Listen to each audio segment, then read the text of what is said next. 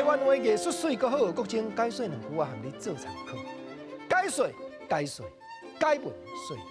好朋友，咱来研究日本时代台南的文学家柯炳鼎先生一部小说《小红信》内底记载，讲做某一款头路的小家人啊，因专门咧拜水手爷，各会念道具的来，你甲听看卖咧。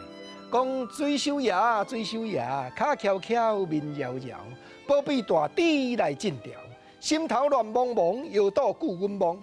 暗路敢行，某囝骂唔惊，歹人招着悠悠行。小看安尼，你着听有啊，敢若毋是正当的行业呢，无毋对。记载伫咧《小红信》这部小说内底第12回，讲台南地方月场所这小家人啊，若日头黄昏暗，三支清香举咧金纸着哪听，哪念咧拜水手爷道具这首歌诗。原来有专家咧研究讲水手爷，正正就是猪八戒啊。总讲啦，脚翘翘，面了了，身尊你都爱保庇，保庇大猪来进调，吼吼。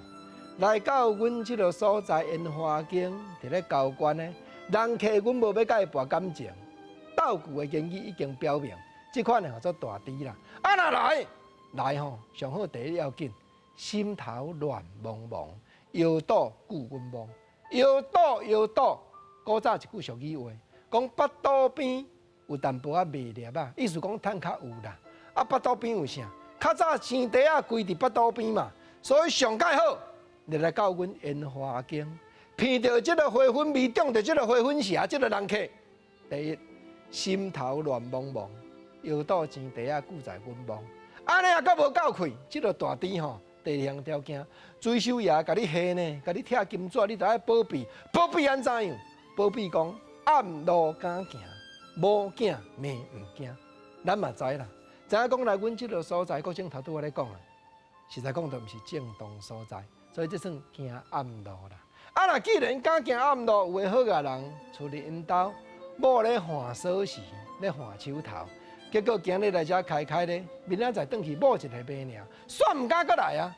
即个人客我嘛无爱呢，所以上好暗路敢行，某囝命唔惊，国政去读着《小红信》小说内底有即个水手爷道具的元素，才会感觉讲爱笑。无共款立场求的时阵，要求甲目标嘛无相共。